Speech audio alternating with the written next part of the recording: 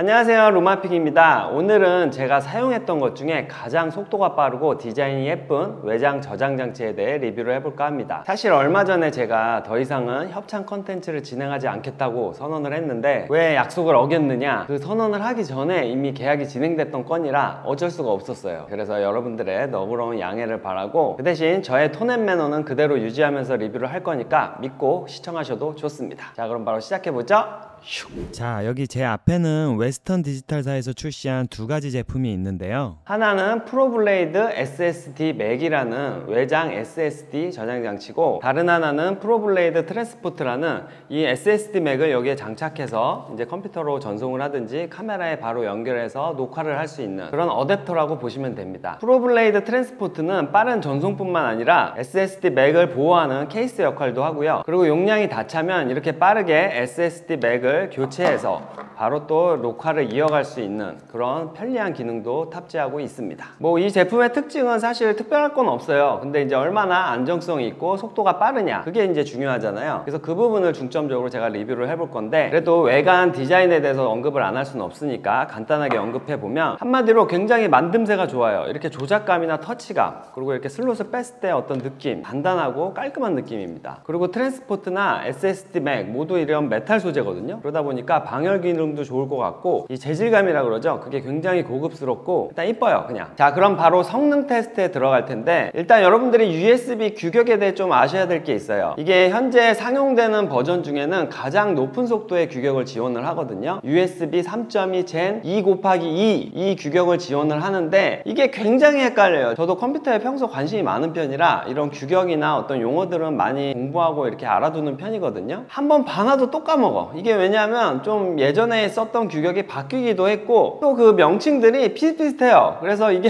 한 5번, 6번 봐야 외워질 정도로 굉장히 복잡합니다. 그래서 제가 오늘 한 방에 정리를 해드릴게요. 일단 USB 1.0은 기억하시는 분들이 거의 없을 테니까 USB 2.0이 가장 흔하게 우리가 접했던 거죠. 그리고 3.0부터가 이제 파란색 케이블 안에 그게 이제 들어갔었죠. 근데 3.0도 3.1 Gen 1이랑 3.2 Gen 1/1 이렇게 바뀌었어요. 그리고 3.1이라는 게 또 생겼는데, 그게 3.1 Gen 2랑 3.2 Gen 1/2, 3.2 Gen 2/1 네 가지나 명칭이 있어요. 이게 돌아버리겠죠. 그 다음 그나마 얘가 지원하는 규격인 USB 3.2 Gen 2/2는 하나예요. 그나마 여기서 좀 헷갈림이 덜합니다. 제가 봤을 때는 이 협회 임원들끼리 좀 많이 싸운 것 같아요. 네. 그래서 이 이론상 최고 속도, 실제 최고 속도가 여기 표시가 되어 있는데, 근데 여기서 여러분들이 헷갈리시면 안 될 게, 이게 비트 퍼 세컨드예요. 그러니까 바이트 퍼 세컨드가 아니라 통신 규격이기 때문에 비트 퍼 세컨드라 여기서 8로 나눠줘야 됩니다. 이것도 이론상 최고 속도지 실제 전송을 했을 때는 또 속도가 달라요. 그래서 제가 테스트를 해보니까 초당 약 900MB per second가 나오더라고요. 이 정도면 진짜 빠른 거거든요. 보통 3.1로 전송을 했을 때 이 반도 안 되는 속도가 나오는데 2배가 넘는 속도가 나오니까 이건 굉장히 빠른 겁니다. 그리고 우리가 시중에서 가장 많이 쓰는 SSD도 이거보다 한 단계 아래의 규격을 사용해요. 그러다 보니까 속도 차이가 많이 나겠죠. 그래서 제가 테스트 해보니까 속도 면에서는 정말 괜찮다, 확실히 결론이 났습니다. 근데 전제 조건이 있어요. 일단 얘가 그 규격을 지원을 하잖아요. 이 전송하는 케이블 있죠, 이 케이블도 USB 3.2 Gen 2/2를 지원을 해야 됩니다. 그리고 더 중요한 건 메인보드가 그 규격을 또 지원을 해줘야 돼요. 이 규격은 비교적 최신 버전의 메인보드에서 지원을 하니까 아무래도 컴퓨터가 오래됐으면 제속도를 사용할 수가 없습니다. 그래서 최고 속도를 내기 위해서는 이 세 가지를 꼭 체크를 해주셔야 되고요. 그 환경만 갖춰진다면 더할 나위 없이 빠른 전송이 가능해집니다. 그리고 앞으로 출시될 프로블레이드 스테이션을 사용하면 트랜스포트보다 더 빠른 속도를 지원하니까 기대해 보셔도 좋을 것 같습니다.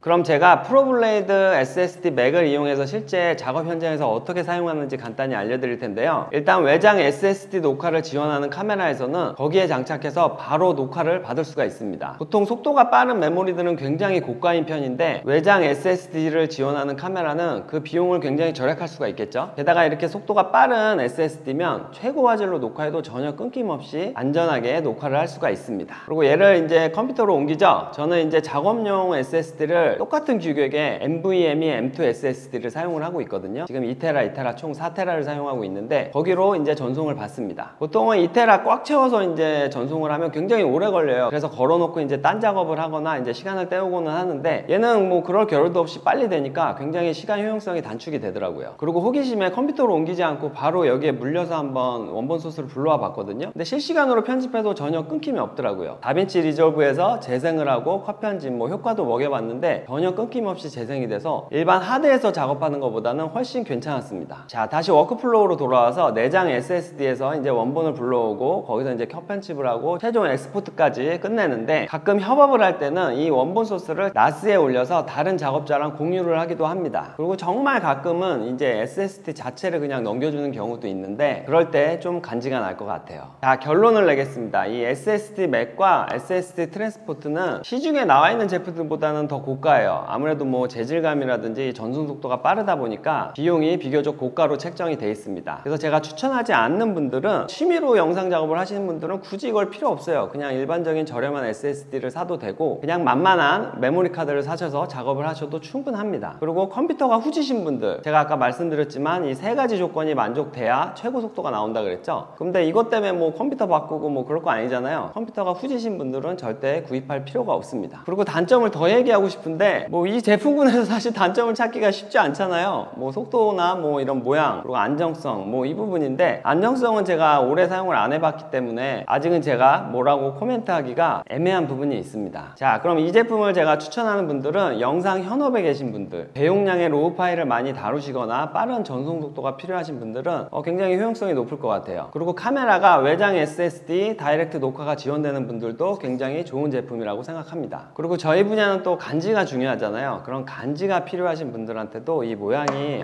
정말 괜찮으니까 그런 분들한테도 추천을 합니다. 자, 이렇게 총 정리를 해봤는데 분명한 건 새로운 스타일의 제품이니까 가치가 느껴지신다면 한 번쯤은 구매하셔도 나쁘지 않을 것 같습니다. 뭐 가격이 엄청 비싼 것도 아니니까 뭐 한 번쯤은 도전해도 나쁠 것 같지 않다는 생각입니다. 자, 그럼 저는 다음 컨텐츠에서 뵙도록 하겠습니다. 빠이빠이.